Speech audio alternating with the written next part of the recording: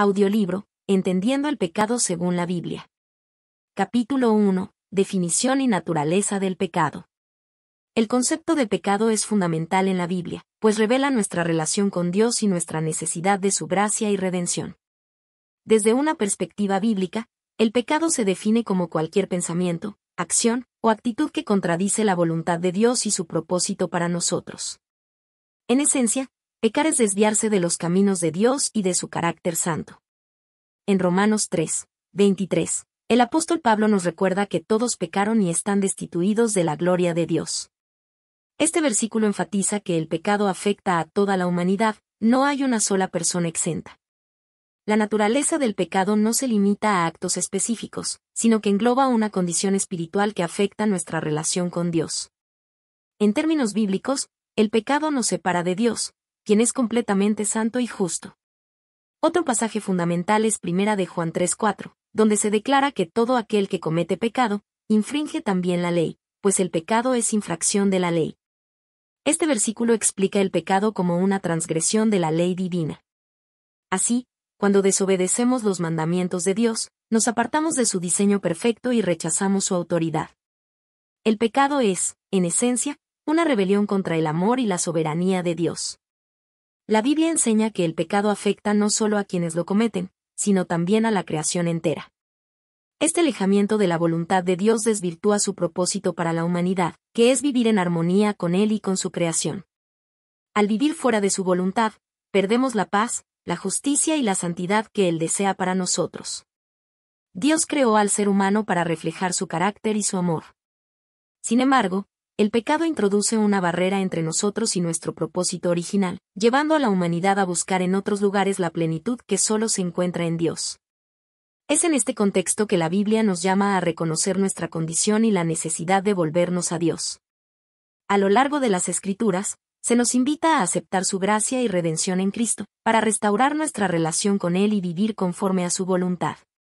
En resumen, el pecado, según la Biblia, es cualquier acción o actitud que se opone a Dios y su plan para nosotros. Comprender la naturaleza del pecado y su impacto es el primer paso hacia la restauración, reconociendo nuestra necesidad de volver a Dios y vivir una vida que refleje su carácter santo. Capítulo 2. El origen del pecado, la caída en el jardín del Edén. Para entender el origen del pecado, la Biblia nos lleva al relato de la creación y la caída de Adán y Eva en el jardín del Edén, una historia que marca el inicio de la desobediencia humana y la separación de Dios. En Génesis 3, 1 al 19, encontramos el relato de cómo el pecado entra en el mundo a través de una elección consciente de desobedecer a Dios.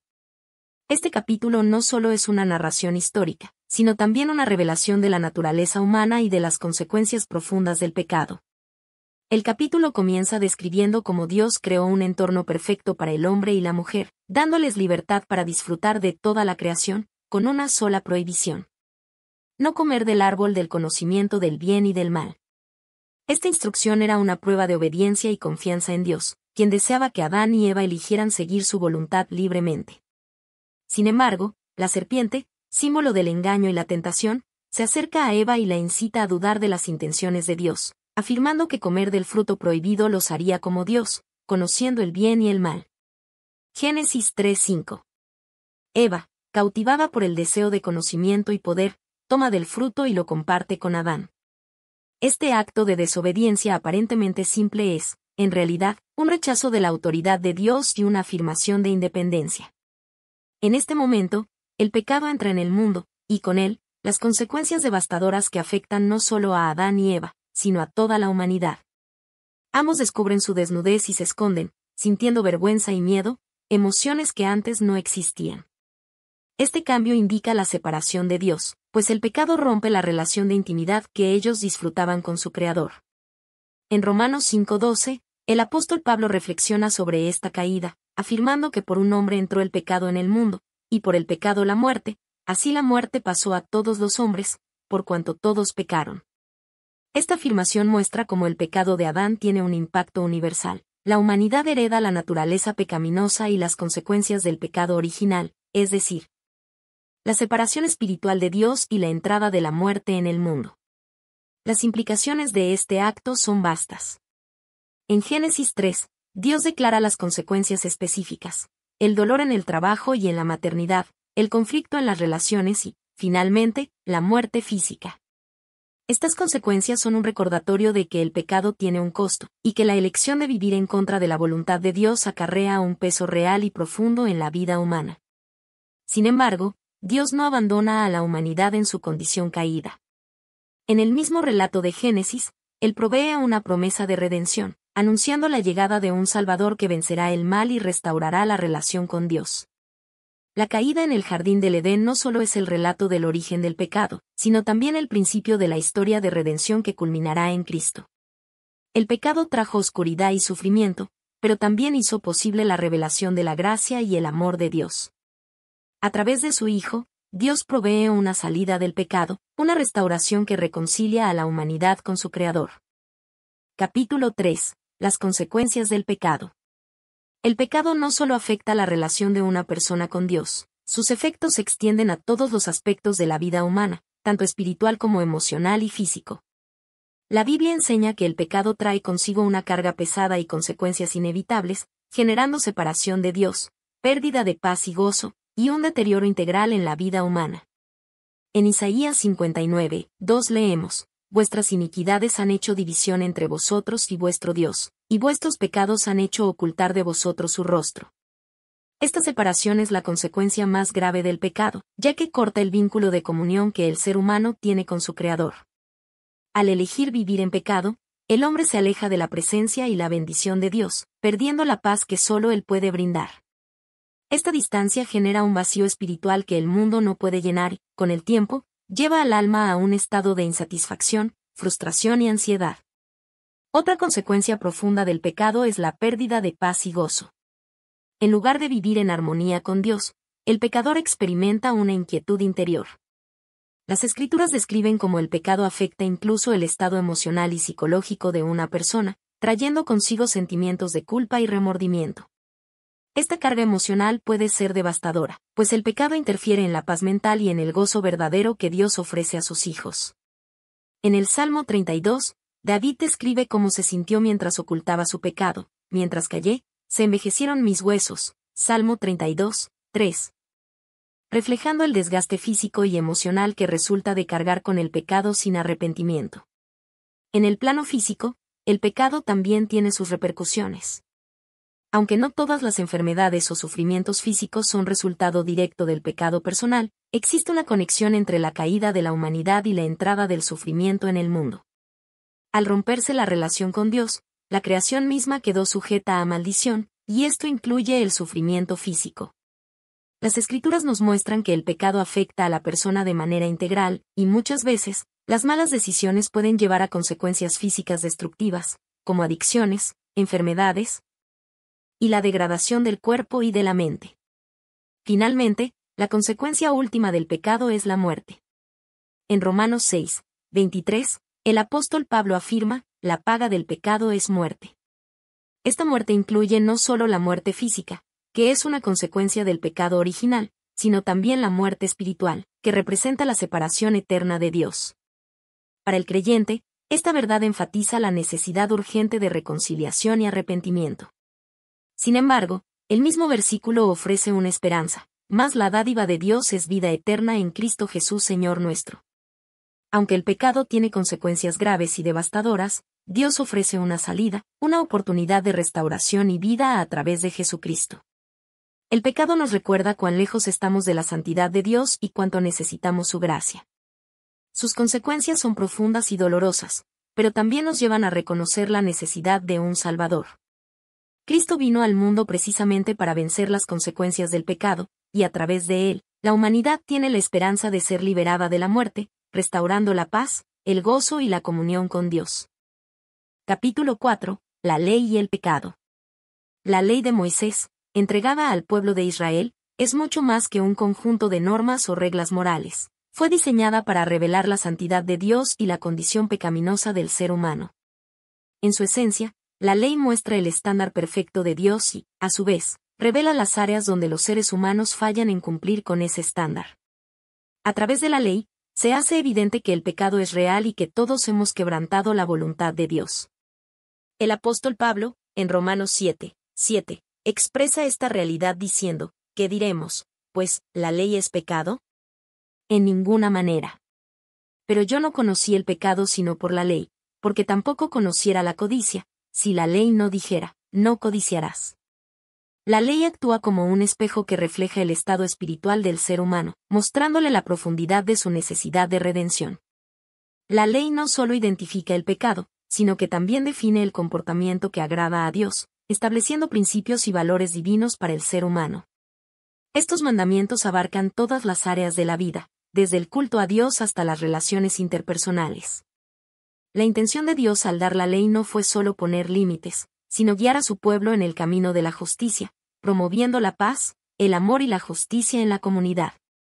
Sin embargo, al mismo tiempo, la ley hace que el pecado se haga más visible y concreto, mostrando al ser humano la incapacidad de alcanzar por sí mismo la justicia que Dios requiere.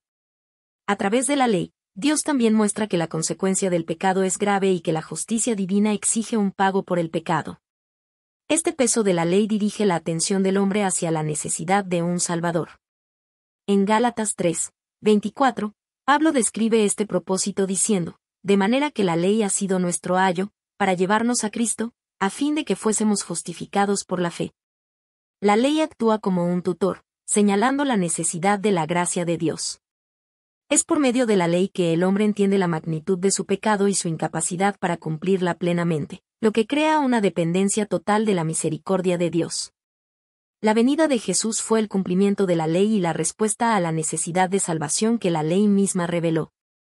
Cristo, en su vida, muerte y resurrección, cumplió cada uno de los requerimientos de la ley, viviendo sin pecado y ofreciendo un sacrificio perfecto para expiar las transgresiones de la humanidad. A través de su obra redentora, Jesús no anuló la ley, sino que la completó y la llevó a su propósito máximo, la redención. En él, los creyentes encuentran la justicia que jamás podrían alcanzar por sus propios esfuerzos. Hoy en día, la ley sigue teniendo un rol fundamental en la vida del creyente, no como una carga de normas inalcanzables, sino como una guía que muestra el corazón de Dios. Cristo nos invita a seguir sus mandamientos en libertad y amor, reflejando la justicia y la gracia que Él ya cumplió en nuestro favor. La ley y el Evangelio no están en oposición, sino que juntos revelan el plan redentor de Dios para la humanidad.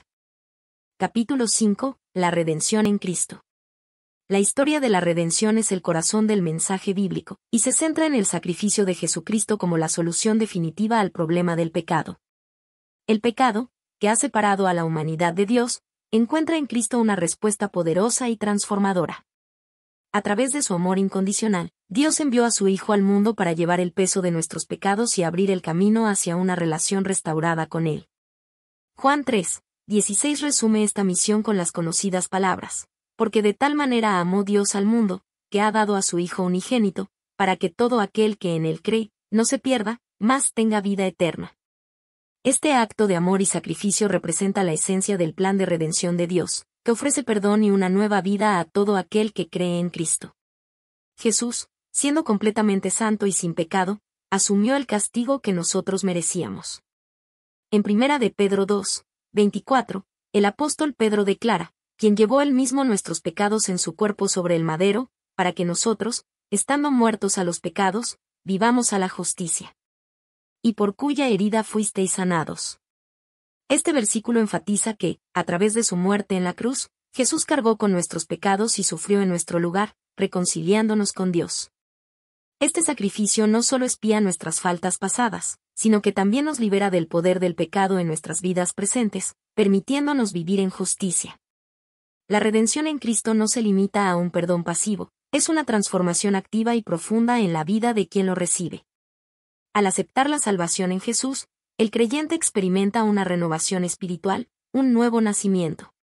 El pecado ya no tiene dominio sobre él, y ahora puede vivir en la libertad y la justicia que Cristo ofrece. Esta transformación es posible no por mérito propio, sino por la gracia que Dios concede a través de la fe en su Hijo. Además, la redención que ofrece Jesús va más allá de la vida presente, es una promesa de vida eterna. Este regalo de vida eterna es tanto una esperanza futura como una realidad presente.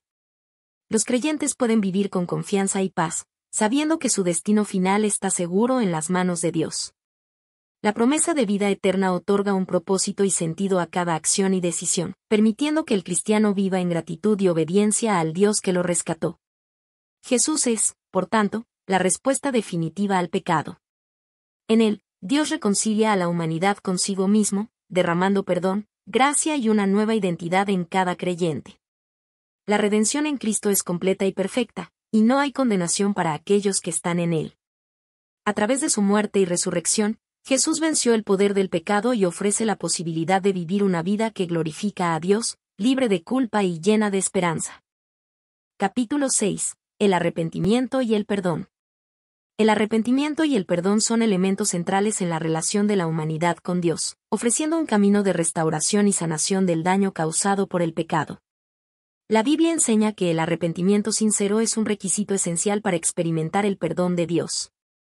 En Hechos 3:19, se nos exhorta, así que, arrepentíos y convertíos, para que sean borrados vuestros pecados, para que vengan de la presencia del Señor tiempos de refrigerio. Este versículo subraya que el arrepentimiento no es solo un cambio de mente, sino una transformación profunda que nos aparta del pecado y nos acerca a Dios. El arrepentimiento genuino implica reconocer la gravedad del pecado y desear fervientemente dejar atrás aquellas acciones y actitudes que ofenden a Dios. Es un acto de humildad que nos recuerda nuestra necesidad de su gracia y de su ayuda para poder cambiar. No es simplemente remordimiento, sino una convicción interna que impulsa una renovación verdadera y duradera. Esta disposición a abandonar el pecado permite que el perdón de Dios actúe en nosotros, sanando el corazón y restaurando nuestra comunión con Él. Dios, en su inmensa misericordia, promete perdonar a quienes se arrepienten y confiesan sus pecados. Primera de Juan 1:9 nos asegura, si confesamos nuestros pecados, Él es fiel y justo para perdonar nuestros pecados, y limpiarnos de toda maldad. Este versículo revela la naturaleza fiel y compasiva de Dios, quien no solo perdona sino que también limpia nuestra vida de las manchas del pecado. La limpieza que Dios otorga no deja rastros de culpabilidad o vergüenza, es un perdón completo que restaura nuestra dignidad y nos permite caminar en libertad. La relación entre el arrepentimiento y el perdón es dinámica. Al reconocer y abandonar el pecado, permitimos que Dios actúe en nosotros, renovando nuestra vida y fortaleciendo nuestra fe. A través del perdón, experimentamos la paz que solo Dios puede dar, sabiendo que hemos sido aceptados y restaurados. El perdón de Dios no solo borra nuestros errores, sino que también nos da la oportunidad de empezar de nuevo, de crecer espiritualmente y de acercarnos más a Él. La obra de Jesucristo en la cruz es el fundamento de esta promesa de perdón. Jesús tomó sobre sí nuestros pecados para que, a través de su sacrificio, podamos ser reconciliados con Dios. Este acto de amor absoluto permite que el perdón divino esté disponible para todos, independientemente del pasado o la magnitud de las faltas cometidas. La sangre de Cristo derramada en la cruz purifica y renueva a todo aquel que confía en Él, eliminando cualquier barrera que el pecado haya podido levantar. El arrepentimiento y el perdón, entonces, son el inicio de una nueva vida, una que está alineada con la voluntad de Dios y llena de su amor. Cuando aceptamos este perdón y nos reconciliamos con Él, también somos llamados a perdonar a los demás, reflejando así la gracia que hemos recibido. Al vivir en el perdón, mostramos al mundo el poder transformador de Dios y damos testimonio de su bondad infinita. Así, el arrepentimiento sincero y el perdón de Dios son la base para una vida espiritual vibrante y para una relación cada vez más profunda con el Creador. Dios, en su fidelidad, extiende una y otra vez la oportunidad de redención a todos los que buscan su gracia, invitándonos a una vida en paz, libertad y comunión con Él. Capítulo 7. El pecado y la vida del creyente. La vida del creyente es un viaje continuo hacia la santidad y la conformidad con la imagen de Cristo. Aunque hemos sido redimidos y perdonados a través de la obra de Jesús en la cruz, la realidad es que los creyentes aún enfrentan tentaciones y luchas con el pecado. En Romanos 6:14, se nos recuerda, porque el pecado no se enseñoreará de vosotros, pues no estáis bajo la ley, sino bajo la gracia. Esta afirmación establece que, aunque el pecado sigue presente en el mundo, la gracia de Dios nos capacita para vivir en victoria sobre él. La santificación es el proceso mediante el cual los creyentes son transformados y apartados para el propósito de Dios. Este proceso no es instantáneo, es una obra continua que se lleva a cabo a lo largo de nuestra vida. La santificación implica tanto una acción de Dios, que nos aparta y nos hace santos, como nuestra responsabilidad personal de vivir en respuesta a esa gracia. La Escritura nos insta a andar en el Espíritu, como se menciona en Gálatas 5, 16 y 17. Digo, pues, andad en el Espíritu, y no satisfagáis los deseos de la carne. Porque el deseo de la carne es contra el Espíritu, y el del Espíritu es contra la carne, y estos se oponen entre sí, para que no hagáis lo que quisierais. Esta lucha entre la carne y el Espíritu es una realidad diaria que cada creyente experimenta. Vivir de manera victoriosa sobre el pecado no significa que nunca caeremos o que no enfrentaremos tentaciones. Más bien, se trata de la disposición de buscar la ayuda de Dios y depender del poder del Espíritu Santo en nuestras vidas.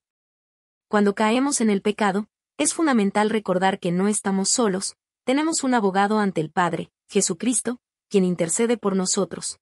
Primera de Juan 2, 1. Esto nos da esperanza y la oportunidad de volver a levantarnos y continuar nuestro camino hacia la santidad. El camino de la santificación implica una serie de decisiones diarias. Los creyentes deben elegir la obediencia a la palabra de Dios y los principios que nos guían a vivir de acuerdo con su voluntad. Esto incluye cultivar hábitos espirituales, como la oración, el estudio de la Escritura y la participación en la comunidad de fe.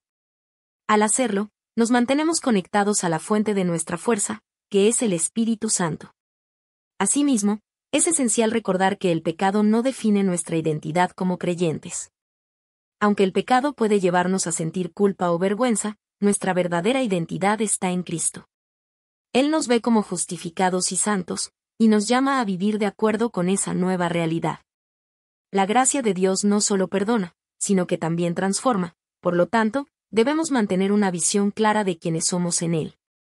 El apóstol Pablo también nos advierte sobre la necesidad de tener cuidado con las influencias que nos rodean. En Romanos 12, 2, se nos exhorta a no conformarnos a este mundo, sino a ser transformados por la renovación de nuestra mente. Esta renovación nos ayuda a discernir la buena, agradable y perfecta voluntad de Dios.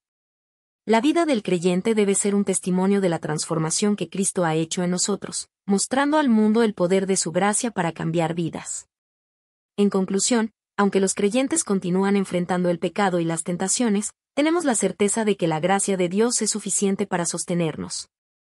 A través de la santificación, podemos vivir de manera victoriosa sobre el pecado, caminando en el poder del Espíritu Santo y buscando la voluntad de Dios en cada aspecto de nuestras vidas. Al hacerlo, glorificamos a Dios y reflejamos su luz en un mundo que necesita desesperadamente la esperanza y el perdón que solo Él puede ofrecer. Capítulo 8. Reflexiones finales. Vivir en la gracia de Dios. A medida que concluimos nuestro estudio sobre el pecado y su impacto en la vida del creyente, es fundamental centrarnos en la gracia de Dios, la cual es la base de nuestra redención y transformación. En Efesios 2, 8 y 9, se nos recuerda que por gracia sois salvos, por medio de la fe, y esto no de vosotros, pues es don de Dios, no por obras, para que nadie se gloríe. Este versículo destaca que nuestra salvación no es el resultado de nuestros propios esfuerzos o méritos, sino que es un regalo divino, dado a aquellos que creen. La gracia de Dios es un tema recurrente en la Escritura, y su profundidad y belleza deben ser continuamente recordadas y celebradas. La gracia no solo nos salva, sino que también nos capacita para vivir de manera que agrade a Dios. En Tito 2, 11 y 12, leemos, porque la gracia de Dios se ha manifestado para salvación a todos los hombres, enseñándonos que, renunciando a la impiedad y a los deseos mundanos, vivamos en este siglo sobria, justa y piadosamente. Aquí, el apóstol Pablo enfatiza que la gracia tiene un propósito activo en nuestras vidas, nos enseña a renunciar a la impiedad y a vivir de una manera que refleje el carácter de Dios. La verdadera comprensión de la gracia nos impulsa hacia una vida de obediencia y fidelidad, guiados por el amor y la misericordia de nuestro Señor. Es crucial que los creyentes permanezcan en la gracia de Dios, especialmente en un mundo que a menudo nos tienta a desviarnos. Mantenernos firmes en nuestra fe implica reconocer que, aunque somos vulnerables al pecado, también tenemos acceso a la poderosa gracia de Dios que nos perdona y nos restaura. Él no solo nos acepta tal como somos, sino que también desea transformarnos a la imagen de su Hijo. Dios está siempre dispuesto a recibir a aquellos que se acercan a Él con un corazón sincero, buscando su perdón y guía. La gracia de Dios es un recordatorio constante de su amor incondicional y su deseo de que todos lleguen a la salvación. En cada tropiezo, en cada momento de debilidad, podemos acercarnos a Él con confianza, sabiendo que su misericordia es nueva cada mañana. Lamentaciones 3, 22 y 23. Esta realidad nos debe llevar a vivir no solo en agradecimiento, sino también en la misión de compartir esa misma gracia y amor con los demás. Vivir en la gracia significa que extendemos el perdón a quienes nos ofenden, así como Dios nos ha perdonado. Por lo tanto, al reflexionar sobre nuestra vida cristiana, es vital recordar que el camino de la fe no se trata solo de evitar el pecado, sino de abrazar la vida plena que Dios nos ofrece a través de Cristo. Aceptar la gracia nos impulsa a vivir de manera diferente, a ser luz en un mundo oscuro, y a ser testigos de la transformación que solo Él puede realizar. En conclusión, la vida en la gracia de Dios es un viaje continuo que requiere nuestra atención y dedicación. A medida que nos esforzamos por vivir en obediencia a su palabra, recordemos que no estamos solos. El Espíritu Santo nos guía y fortalece. Mantengamos nuestros corazones y mentes centrados en Él, confiando en que su amor y misericordia nos sostendrán en cada paso del camino. Vivamos con la certeza de que, a pesar de nuestras luchas con el pecado, la gracia de Dios es suficiente para sostenernos, transformarnos y guiarnos hacia una vida de obediencia que glorifique su nombre.